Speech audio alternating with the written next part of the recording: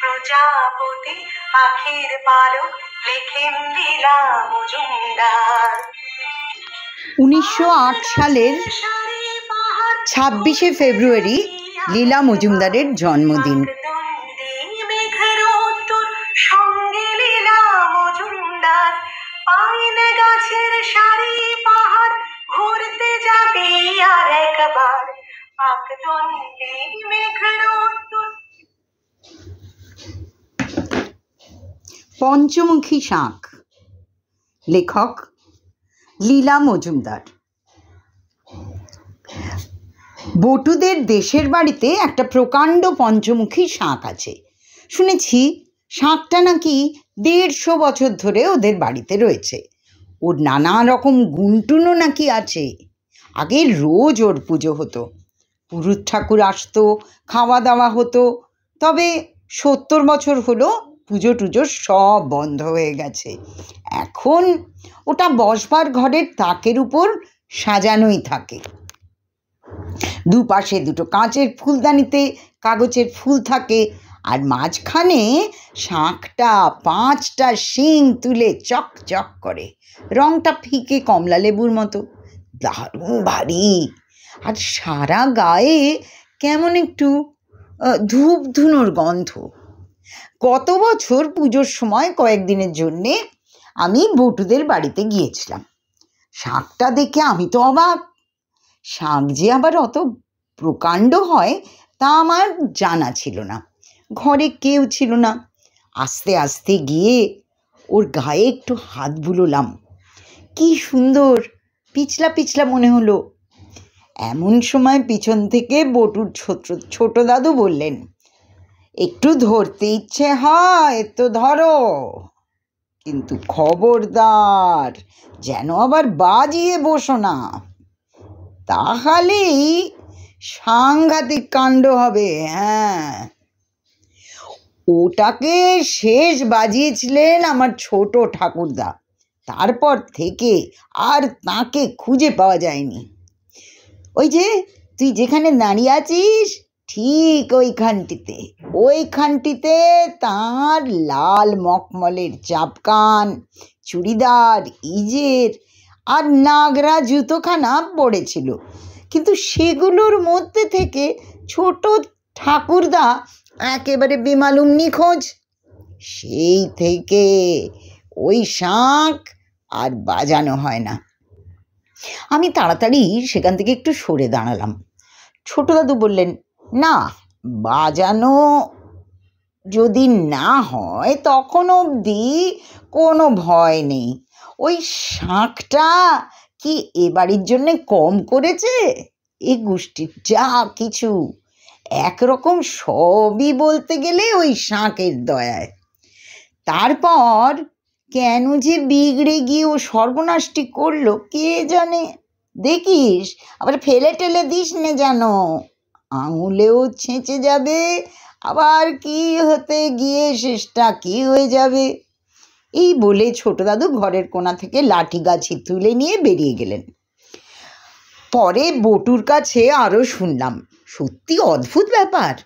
150 বছর আগে ওদেরকে একজন পূর্বপুরুষ মেলা ধার ধর করে শেষটা পাওনাদারদের তাগাদার চোটে সন্ন্যাসী হয়ে শটান রামেশ্বর। সেখানে গিয়ে ওই অত বড় মন্দির, যার বারান্দাটাই শোনা যায় 4000 ফুট লম্বা, সেখানে গিয়ে পৌঁছলেন। আর তার মধ্যে থাকে নাকি 33 কোটি দেবতার মূর্তি। সেই সব দেখে তাঁর মনে ভারী একটা পরিবর্তন হলো। তিনি গেলেন সমুদ্রের ধারে, স্নান সেরে একবার পুজো দেবেন। সে কি বিশ্রী সমুদ্রের ধার, সে আর কি বলবো। একেবারে জলের কাছাকাছি পর্যন্ত এবড়ো খেবড়ো গাছগাছালি, জলে মোটে ঢেউ নেই, তীর ঘেঁষে শ্যাওলা পড়েছে, আর সে যে কি বিশ্রী একটা আষ্টে গন্ধ। কিন্তু মনের বদল হয়েছে, এখন তো আরও সব ভাবলে চলবে না। বটুর পূর্বপুরুষ একটা গামছা পরে তারই মধ্যে ঝুপঝাপ করে নেমে পড়লেন। ওমা, পায়ের আঙুলে আবার কুটকুট করে কামড়ায় কিসে? পূর্বপুরুষ সেখান থেকে খানিকটা সরে গিয়ে স্নানের চেষ্টা দেখতে লাগলেন। কিন্তু কি জ্বালা, আবার আঙুলে কিসে কুটকুট করে কামড়ায়। কি আপদ! এরকম করলে তো মন বদলানো মুশকিল। পূর্বপুরুষ বিরক্ত হয়ে জল থেকে উঠে পড়লেন। বালিটুকু পার হবেন, এমন সময় পিছনে একটা শর্ট শর্ট শব্দ শুনে তাকিয়ে দেখেন, এ কি কাণ্ড! একটা বিরাট পাঁচমুখী শাঁখ কুকুর বাচ্চার মতো তার পিছন পিছন আসছে। এখন কি করা যায়? শাঁখটাকে তাড়া দিলেও যায় না। পূর্বপুরুষের শুকনো ধুতির খুঁটে বাঁধা একটু মুড়ি নারকেল ছিল, তিনি তাই খানিকটা ছুঁড়ে দিলেন। অমনি গুড় গুড় করে এগিয়ে এসে শাঁখটা সেটার উপর চেপে বসল। তারপর তার সাহস আস্তে আস্তে আরও বেড়ে গেল, একেবারে নাকি কোলে চড়ে বসলো। পূর্বপুরুষ তো ভয়ে কাঠ হয়ে গেলেন, কি জানি আবার কামড়াবে না তো। ওজনটিও নেহাত কম নয়। যেই না ও কথা ভাবা, পূর্বপুরুষ একেবারে উঠে দাঁড়ালেন। অমনি শাঁখটাও কোল থেকে গড়িয়ে বালির উপর চিত হয়ে পড়ল। পূর্বপুরুষ অবাক হয়ে দেখলেন, ওটার ভিতর পোকা টোকা কিচ্ছু নেই, একদম ফাঁকা, এমনকি মাথায় একটা ফুটো অবধি রয়েছে। তুলে নিয়ে কানের কাছে ধরলেন। অমনি মাঝ সমুদ্রের অগাধ জলের শোঁ শোঁ শব্দ কানে এলো। পূর্বপুরুষের প্রাণ জুড়িয়ে গেল। শাঁখটাকে কোলে নিয়ে উঠে দাঁড়ালেন। একবার একটু ফু দিয়ে বাজাতেই আকাশ বাতাস জুড়ে গম গম শব্দ উঠল। মনে ভাবলেন, যদি কিছু টাকা পেতাম, শাঁখটা নিয়ে দেশে ফিরে যেতাম, ধার কর্জ শোধ করে দিয়ে শাঁখটাকে নিয়েই বাকি জীবনটা কাটিয়ে দেওয়া যেত। যেমনি ভাবা অমনি টুক করে পায়ের কাছে কি একটা পড়ল। তুলে দেখেন, ময়লা একটা ন্যাকড়ার থলি ভরা রূপোর টাকা। পূর্বপুরুষ আর সময় নষ্ট না করে বুকে শাঁখটাকে জাপটে ধরে টাকার থলি হাতে নিয়ে দেশে ফিরে এলেন। তারপর ধার ধোর শোধ করে দিয়ে এই বাড়িটা তৈরি করলেন। শাঁখের জন্যে আলাদা একটা ঘর হলো, ভারী ধুমধাম করে রোজ তার পুজো হতো।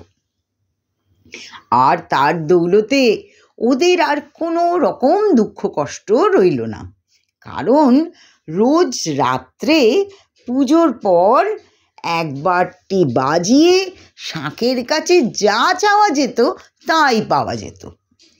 বটু এত দূর বলে একবার আমার দিকে তাকালো, তারপর আরও বলল, দিনের মধ্যে কিন্তু ওই একবারই ওর কাছে চাওয়া হতো, আর যা চাওয়া যেত ঠিক তাই পাওয়া যেত। কিন্তু খুব সাবধানে চাইতে হতো, কারণ ঠিক যেমনটি বলা হতো তেমনটি ফলে যেত। কথার একটুও নড়চড় হতো না। তার জন্যে মাঝে মাঝে খুব অসুবিধেও হতো। বুড়ি ঠাকুমা শাঁখ বাজিয়ে প্রণাম করে সবে মাত্র উঠেছেন। নাতি নাতনিরা এমনি জ্বালাতন শুরু করে দিয়েছে যে ওর পানের ডিবের সবকটি পান খেয়ে ফেলেছে। ওর হাড় একবারে ভাজা ভাজা করে তুলেছে। বিরক্ত হয়ে যেই বলেছেন, চুলোয় যাগে সব। আর যাবে কোথায়? ঝুপ ঝুপ করে রান্নাঘরের উনুনে গিয়ে পড়েছে সবাই। উনুন টুনুন নিবে একাকার, এখানে ছেঁকা লেগেছে, ওখানে ছেঁকা লেগেছে। তবে মাঝে মাঝে আবার সুবিধেও হয়ে যেত। বিয়াই বাড়ির লোকেরা মহা বাড়াবাড়ি লাগিয়েছিল, কিছুতেই মেয়ে পাঠাবে না। বুড়ো ঠাকুরদা সবে পুজো সেরে শাঁখকে বাজিয়ে প্রণাম করে উঠেছেন। এমন সময় যারা মেয়ে আনতে গিয়েছিল তারা ফিরে এসে খবর দিল, মেয়ে পাঠায়নি। বুড়ো রেগে বললেন, বেয়ান ফিরিয়ে দিলে বুঝি? যাকে মরুক গে। ব্যাস, আর যাবে কোথা? তৎক্ষণাৎ বেয়ান চোখ তুলে একেবারে অক্কা। আমি বটুকে বললাম, তবে তুই শাঁখকে ভুলে এই অঙ্কের নম্বর টম্বর বাড়িয়ে নিস না কেন? বটু বলল, সে হবার জো নেই, 70 বছর থেকে ওর কাছে কিচ্ছুটি চাওয়া বারণ। আমি শাঁখটাকে আরেকটু কাছে গিয়ে এগিয়ে বললাম, কেন, চাইলে কি হয়? আরে কি হয় মানে কি? ঠাকুরদা যে একেবারে কর্পূরের মতো উপে গেলেন, সেটা বুঝি কিছু নয়? যদিও ঠাকুরদা উড়ে গেছেন বলে আমার কিচ্ছু হলো না, তবু ওদের বাড়িতেই আছি তো, খাচ্ছি দাচ্ছি, তাই আর কিছু বলাই ভালো, না বলাই ঠিক মনে হলো। কিন্তু অমন সুন্দর একটা শাঁখ এতকাল ধরে রয়েছে ঘরে, কাউকে কিছু বলে টলেও না, তাকেই বা অত ভয় কিসের ভেবে পেলাম না। একটু হাত দিয়ে সরালাম, কিছু হলো না। 2 হাতে তুলে নিয়ে একটু শুঁকলাম, বেশ গন্ধ। কানের কাছে উঠিয়ে নিয়ে শুনলাম অগাধ সমুদ্রের জল শোঁ শোঁ করছে। কেমন যেন গায়ের লোমগুলো সরসর করে সব খাড়া হয়ে উঠল। শাঁখটাকে আবার নামিয়ে রাখলাম। বটু একটু কাষ্ঠ হেসে বললে, দেখিস, বেশি বাড়াবাড়ি করে ফেললে কিন্তু শেষে কষ্ট পেতে হবে। বটুদের পাড়া ছাড়িয়ে খানিকটা দূরে বটতলার মাঠে পুজোর সময় যাত্রা হয়, কিন্তু বটুদের বাড়ির লোকেরা এমনি যে কিছুতেই ছেলেদের গাঁয়ের লোকেদের সঙ্গে যাত্রা দেখতে দেবে না।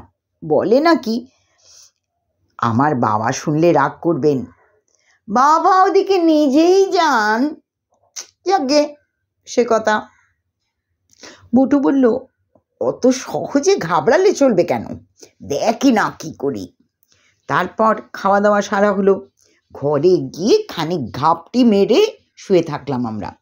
তারপর উঠে পাশ বালিশ আর মাথার বালিশ দিয়ে 2 বিছানায় 2 মানুষ বানিয়ে তাদের গায়ে চাদর ঢাকা দিয়ে মশারি গুঁজে আলো নিভিয়ে পা টিপে টিপে সিঁড়ি দিয়ে নেমে এলাম।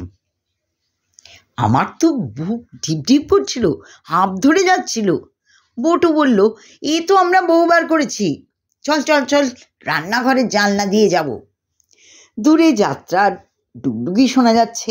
আমরা বসবার ঘর পেরিয়ে যাওয়ার সময় তাকের উপর চোখ পড়ল। অন্ধকারেও শাঁখটা কিরকম জল জল করছে। তাড়াতাড়ি চোখ ফিরিয়ে নিয়ে পা চালিয়ে এগোলাম। বাইরে তারার আলোয় সব পরিষ্কার দেখা যাচ্ছে। রান্নাঘরের জানলা বাইরে থেকে ঠেসে দিয়ে মাঠের মধ্যে দিয়ে দৌড় দৌড় একেবারে বটতলায় যাত্রার মাঠে। উফ, কি যে ভালোই লাগলো!